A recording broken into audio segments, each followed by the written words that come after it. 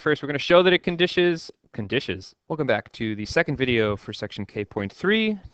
Here we're going to talk about truncating alternating series and the error that occurs when we do so. If you think back to K.2, we looked at the error when we had a series with all positive terms.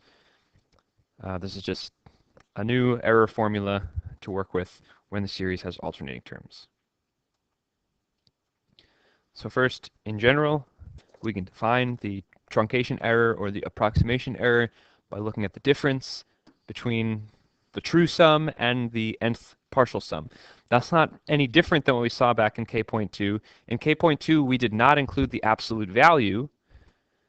Here we will, because sometimes our partial sum will be greater than the true sum, sometimes it'll be less than it. So we'll use absolute value in this case just to always have a positive error. But other than that, top blue box has really nothing new. Down below, this first thing just says we've got a proper alternating series.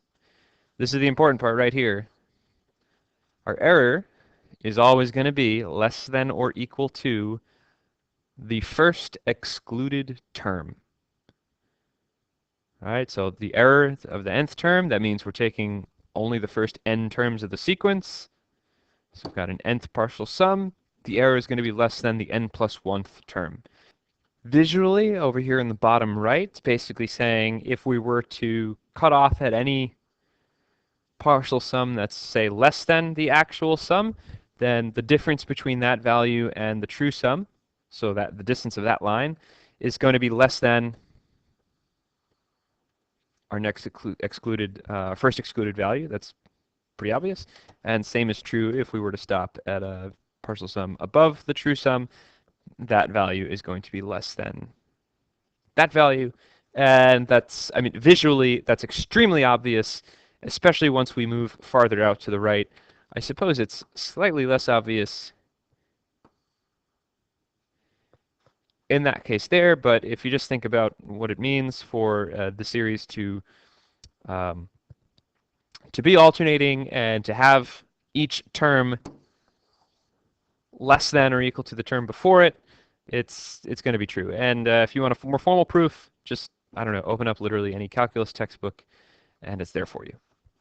That's the entire theory to this. I'm just going to do two problems that are worded slightly differently so we can just see kind of different perspectives of how this might show up. So first one, this is a weird one. We haven't done too many series that have factorials yet, although that'll be a major focus of the next video.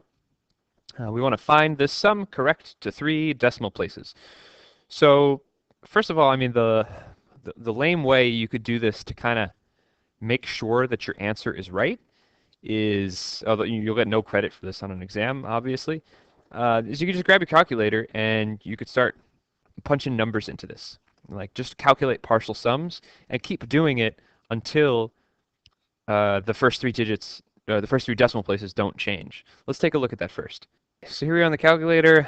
I've typed it in. I've got my first partial sum. It's 1. So I'm going to repeat this process and just change it to give me the second partial sum. I mean, 1 was definitely not going to be the answer, right? Okay, I've got 1/2. Now, notice my calculator spitting out fractions, which is probably going to become annoying in a second because I really want decimals.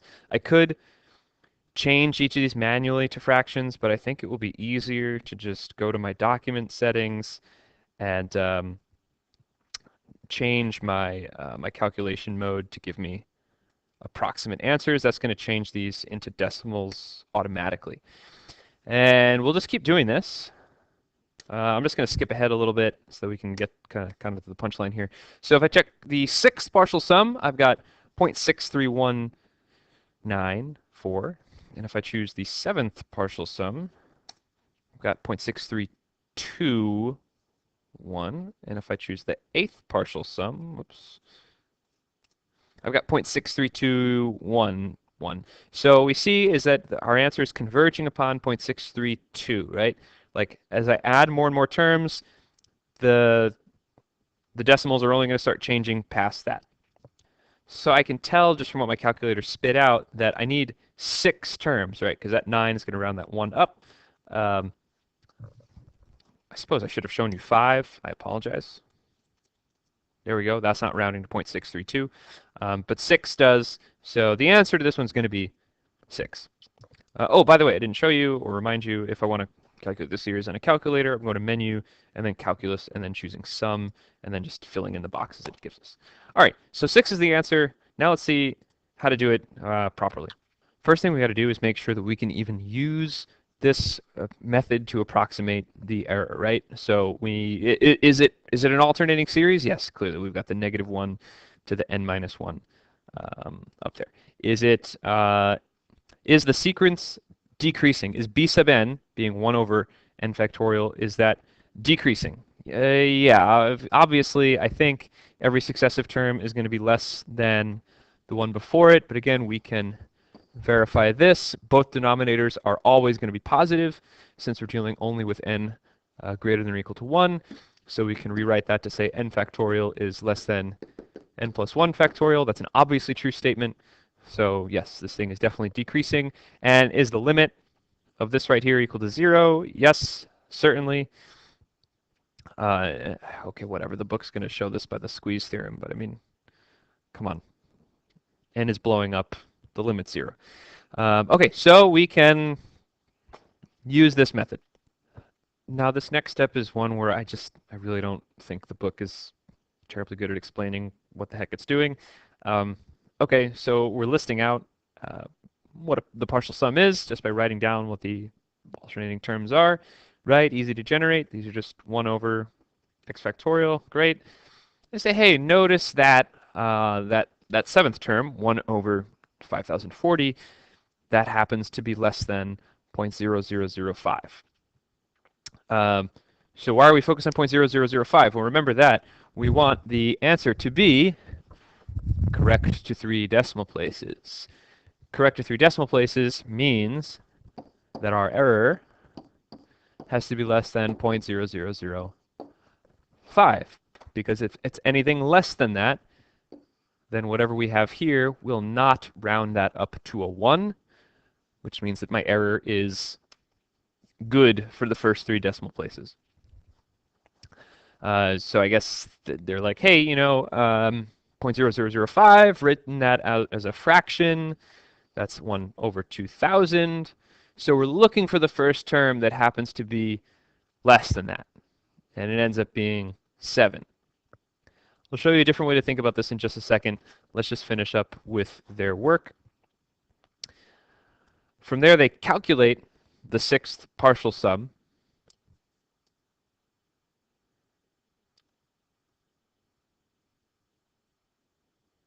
And then we're going to do some algebra. Whoops. We're going to do some algebra and stick it into an inequality. Now, this is an absolute value inequality here, which we can rewrite, right, by saying that the part that's inside has to be between b sub 7 and negative b sub 7. We can then add to both sides of this inequality whatever s sub 6 is. And then we've already calculated what that is, and we know what b sub 7 is. So we have this term as a lower estimate for what the sum is, and then we have this term here as an upper estimate for what the sum is. Putting them together, we get those two, so final answer is going to be 0.632. Now, I feel as though the book has done some extra things here in this answer that I don't really feel as though the question asked it to do. The question could have asked, find an upper and lower bound or something like that, in which case this is wonderful work to have seen. We know that the limit is squeezed somewhere in between those two numbers. But I don't see why we needed to do that. For me, as soon as we established that the 7th term was going to be less than 0.0005, that tells me that I can use the 6th partial sum to get an estimate, and the 6th partial sum already rounds to 0.632. I don't know. Maybe I'm missing something here. Anyhow, let's jump back to that 0.0005 because I would anticipate that that's probably where most of the questions here are going to come from. So we know, let's just jump back a second. So we're starting here, with this inequality, and we're just kind of like adding an additional step to it. We know for a fact that this has got to be less than or equal to the first excluded term, and then we're just adding, since the question required us to have that error be less than 0.0005, we're just throwing that onto the end, and then essentially trying to solve this piece. So that's all that we were doing with all that mess down there. Now, again, if you didn't like that, here's another option for you. You could jump to a calculator. And okay, again, you could list out all the terms as decimals. That's one way to do this. Another way is to just make a graph and then check a table. Unfortunately, there's no easy way to get a factorial on the graphing screen, at least none that I'm aware of. Usually I'd press menu and then go to probability, but that's not an option here. So one thing you can do is press the book symbol right there above division, and then navigate yourself to the second window here. Get yourself down to not calculus, but probability. Oops. And then you can choose factorial. Now it's not going to graph it, which you might think is weird. I mean, for at least for integer values, x factorial is defined for positive integer value, and for 0 and positive integer values, I should say. But it really doesn't matter because all I really want to do is see a table anyway. Scroll down through my decimals. 1.98. No. Highlight it really carefully, and you'll see that it's actually 1.98 blah blah blah times 10 to the negative fourth. So that's clearly the first decimal that is less than 0.0005. Let's look at one more. Here we're looking at the alternating harmonic series. This is our friend from the last video. We're going to do three things here. First, we'll show that it converges conditionally. Then we'll show that the error between the true sum and the sixth partial sum has to be less than 1/7. And then finally, we're going to find out how many terms we need so that our partial sum approximates the true sum with an error less than 10 to the negative 3. That's going to be 1 over 1,000, or 0.001. So already you can see, in terms of that last question, this is actually worded a little bit easier than the previous one. The previous one said we wanted the error to be, or we want our answer to be accurate to a certain number of decimal places, which we then had to reinterpret to mean the error is less than some particular decimal. And in that case, it's always going to be point and then a bunch of zeros and then a 5. Here, they're giving us the exact value that they want the error to be less than, so it's a little bit more straightforward. Anyhow, first we're going to show that this thing converges conditionally. All right, for it to converge conditionally, that means that the series as written should converge, but its absolute value would diverge. So does this series converge? All right, it's alternating because we've got the -1 to the n minus 1. And then if I consider the rest of it, just 1 over n, that's a sequence that is always decreasing and it is tending towards 0. Therefore, this is going to converge by the alternating series test. However, if we consider its absolute value, that's just the series of 1 over n, that's going to diverge. That's a p-series with p equals 1. So therefore, our sum is going to converge conditionally, but not absolutely. Next, for the error piece. Speaking generally, the difference between our sum and our nth partial sum must be less than the n plus 1th term. The n plus 1th term in this case is going to be 1 over n plus 1. And we're going to set it less than our error. And then we just need to solve that. So in this case, it would have been very inefficient to just guess and check on the calculator and keep entering in more and more terms of this expression until we saw, the decimal places not changing anymore, because we would have gone to quite a few more terms than with the last example. Anyway, there you have it. That's pretty much all you need to worry about with this section.